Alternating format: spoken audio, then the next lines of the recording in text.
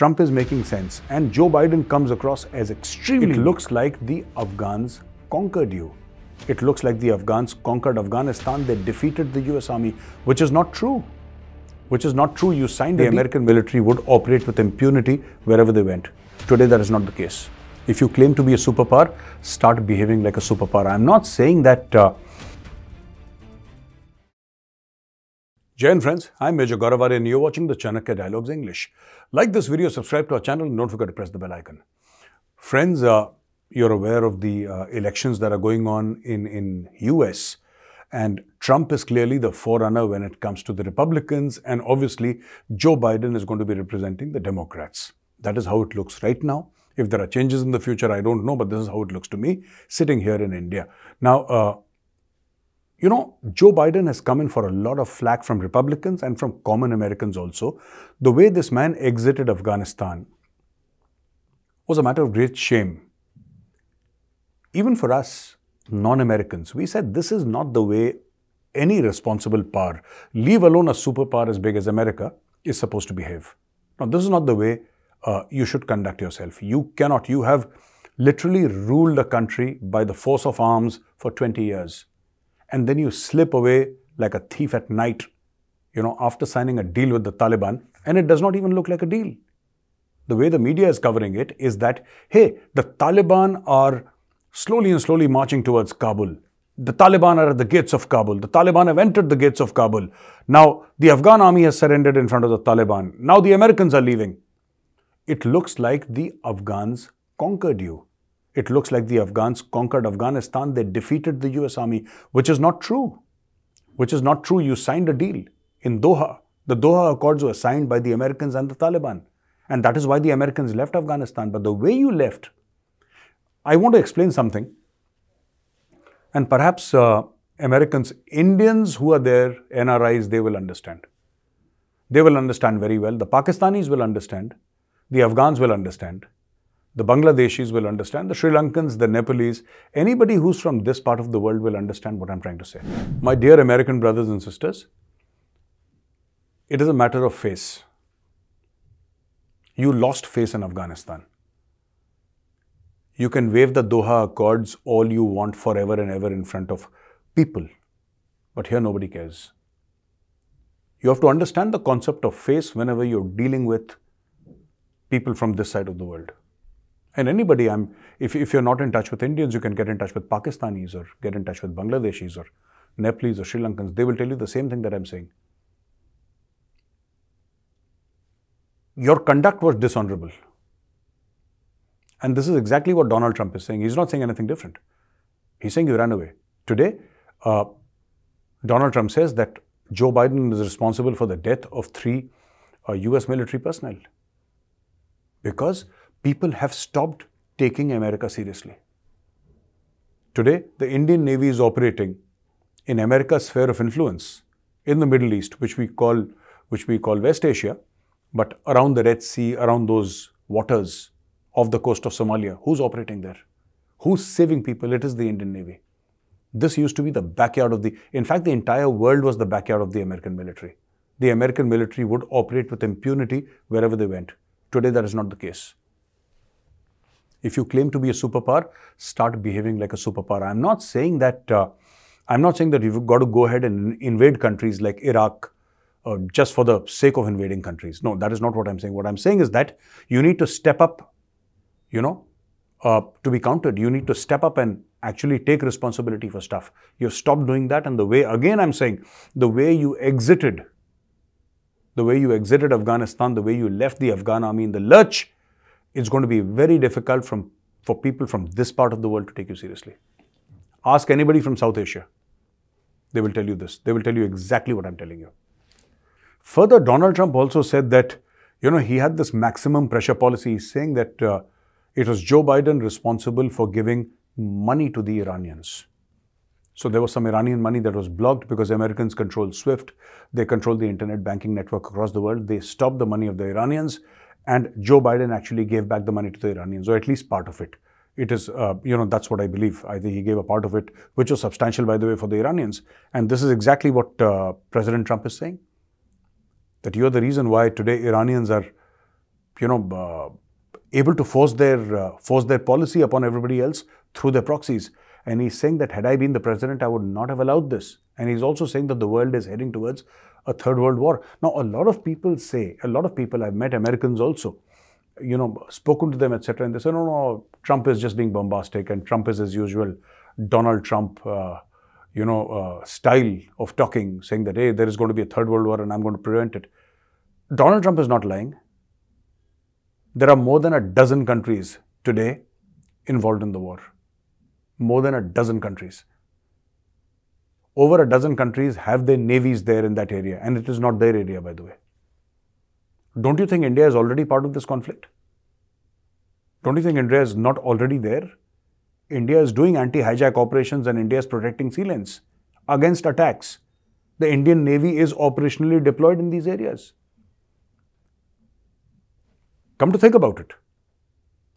Think about it for a moment. The Indian Navy is deployed, the US Navy is deployed, the UK Navy is deployed, the Israeli Navy is deployed. I mean, more than a dozen navies, 13, 14 navies are deployed here, operationally deployed. And as far as the war is concerned, Israel is at war, Palestine is at war, Lebanon is at war, Syria is at war, Yemen is at war, Pakistan and Iran have bombed each other, right? Ukraine is at war, Russia is at war. And I'm sure I'm forgetting 3-4 other countries here. And this is spread across 2 continents. Europe is at war. Asia is at war. What else do you need? Asia is at war. And where is Somalia? Where is Somalia? All these piracy operations, which are piracy from Somalia has been happening for a long time. It's not a new construct. It's been happening for a long, long time. But today, you've got to check out, are these Somali pirates? Because there is a lot of Al-Qaeda and there is a lot of Islamic State even today inside Somalia. You've got to check out the linkages. What kind of ships are the Somali pirates targeting? There was a time when they would target for money. Are they still targeting for money? Or is there any other motive? Are they in touch with somebody else also? Is there a larger plan? Africa, Asia, Europe. I mean, who's left? South America? North America is already part of it. I mean, you are forward deployed. This is heading towards a world war. The world is already involved. It's already there. So what Trump is saying, I disagree with Trump many a times, but he's making sense. Trump is making sense. And Joe Biden comes across as extremely weak. I mean, people might say that Trump is not a democracy-loving American and Trump is not this. You might say anything. The fact of the matter is that, Joe Biden just comes across as a bumbling old grandfather. He does not have that kind of strength that is required to project American power. He doesn't have that in him. Now, Joe Biden has said that he's going to respond the Americans, first Americans to die from a West Asia attack since regional tensions were inflamed at the start of the Israel-Hamas war. So these are the first Americans, 3 Americans dead. Their names are William Jerome Rivers, Kennedy Landon Sanders, and Breonna Alexandria Moffett. And they are from Georgia, and all 3 of them are from Georgia, by the way. Okay. And Iran has said that it's not responsible for this attack, and Iran has said that we have no role to play in this. We claim no part in this, and this was done by independent actors. The US, however, does not believe that to be true. The US is saying that no, Iran is definitely and directly responsible for these attacks. Now, another news from America, ladies and gentlemen. This is about Vivek Saini, a student pursuing his master's. He was killed by a homeless man. And Vivek was a kind-hearted soul. He saw a homeless man. He would give him food. Once he gave him his own jacket. He gave him water to drink. He tried to make a homeless man whom he did not know. He tried to make him as comfortable as he could. He helped him with money. He helped him with everything. And one day, the homeless man killed him. And this just happened yesterday. So, I don't want to compare it to anything else, but this whole thing reminds me of how dangerous Now, this homeless man may or may not have been an immigrant. I'm not saying he is. Maybe he's an American citizen. Maybe he's just homeless. There are many homeless people in America. That's okay. But this is exactly what the Americans are doing to the Khalistanis. This is exactly what the Americans are doing. Giving them water, giving them shelter, giving them food, giving them money, and even taking off their own jackets. And I'm saying this metaphorically, even taking off their jackets and giving them jackets for warmth. Here I would say giving them shelter. You do everything for the Khalistanis, and like this homeless man attacked Vivek, the Khalistanis are going to attack you. I just wanted to tell you this is how it happens, unfortunately. And so sad, a young man lost his life. But today, if you think that you are nurturing a certain narrative against India by, giving money to some Khalistanis and saying that, raise the human rights issue and raise this issue and that. America should partner with India. America should partner with India. This whole thing about that India will be subservient to America's wishes, this is not going to happen. And you can try. People have been trying for thousands of years. I don't want to go back into history, but people have been trying for thousands and thousands of years, literally. You're nothing. Alexander the Great came to India. You're nothing. So if you think that, by doing these silly things and getting a Gurpatwan Singh Pannu and trying to coerce India into doing something or arm twist India, it's not going to happen. You're wasting your time. You can try. Give it a good, honest shot. It's not going to help you. And these people, the Khalistanis, they will stab you in the back. They will stab you in the back. These are people without character. These are people without morals. These are people without any sense of morality at all. These are people who have lied about their own country. They've lied about their own country just to get a visa. That is what these Khalistanis do. And today you think that, Khalistanis are helping you build a narrative against India. You can't build a narrative against India. You can't build anything against India. You can hope, though. Now, ladies and gentlemen, with that, I'll come to the question and answers. So, the first question is from Pranav Sharma. He says, Jai Hind, Sir. Jai Hind, Pranav ji. I have a question that if India will indulge in war with China, then what are the stands of USA and Russia? Because Russia is a friendly to both and USA is a double gamer. Please enlighten. We have discussed this many times, Pranav ji. We have discussed this many times. It's not like Russia is a friend of this and he's a friend of that. It's nothing like that. Every country has its independent foreign policy. Except for Pakistan, every single country has an independent foreign policy. So if you think that Russia is going to say, hey, we'll side with the Chinese and attack India, that's not going to happen. And as far as America is concerned, when have we ever asked for America for help? We have fought our own fights. We have not asked anybody for help. We are capable enough. There's no problem. Puneet Kumar, to USA and NATO countries should rest and think, oh, Russia won't be attacking any of us, and if they do, then we could start and prepare for a war. Ukraine wanted to join NATO and it was a decision. Why that bothered Russia? Okay. So, Puneet Kumar is saying that, all right, I have understood. Okay.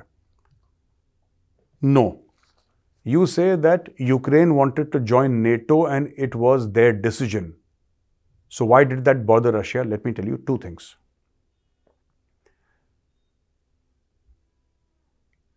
When Russia broke up,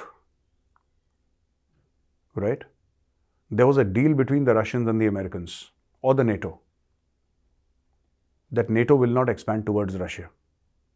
There was an understanding and NATO did expand towards Russia. And you can't really fault Russia from taking a preemptive strike. You can't really fault Russia because it's not as simple as that. This is not a class monitor election. Your name is Puneet Kumar ji. This is not your class 8th monitor election. How many students have voted and I'll become the class monitor. That's not how real politics pans out, The fact of the matter is that had Ukraine joined the NATO, there would have been NATO troops in Ukraine, right at Russia's throat.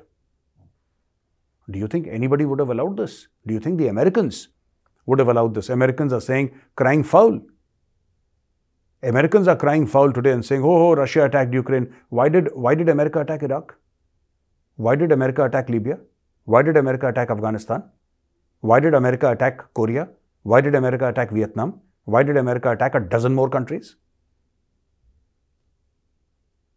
Do you have an answer? You won't. Because obviously the theme here is that how can Russia do this and it's up to Ukraine? I'm sorry. I'm sorry. It's not up to Ukraine. It's not up. There are certain understandings in place. There are certain deals and agreements in place. You can't violate an agreement. And Russia will attack again. Russia will attack again. If Ukraine tries to, break that deal and join NATO. If tomorrow I come to know that Pakistan, and I'll tell you very honestly, let's be honest here. If I come to know that Pakistan is building a weapon which is well within Pakistan's right and that weapon threatens India. Okay, building that weapon is Pakistan's right as a sovereign country? Yes or no? Yes. You agree, I agree, Pakistan is a sovereign country? Theoretically so. And Pakistan will build a weapon. If we come to know about that weapon, and if we know that that particular weapon can harm India, India will conduct strikes deep inside Pakistan to neutralize that weapon. That's how it works. That's how it works everywhere. Rajgopal, one of our BrahMos missiles was mistakenly fired into Pakistan. India did not get back the debris. Is it possible that rogue Pakistan might have handed over the debris to China for reverse engineering and manufacture? I think Pakistan would, knowing the Pakistanis, because they won't understand what has fallen into Pakistan, whether it's a missile or a log of wood. Pakistanis are not the brightest bulbs in the box, but what will happen is that yes, they would have sent the debris to China, and they've done it for everything. Any foreign thing that they get their hand on, they send to China. They get money, of course, for it. So ladies and gentlemen, thank you very much for watching this video. If you like this video, press the like button, subscribe to our channel. Don't forget to press the bell icon. Especially those of you who keep on watching in their thousands, in their tens of thousands. You watch this channel, the Chanakya Dialogues English, every single day, but you do not subscribe. Why? For heaven's sake, I do not know. Please subscribe.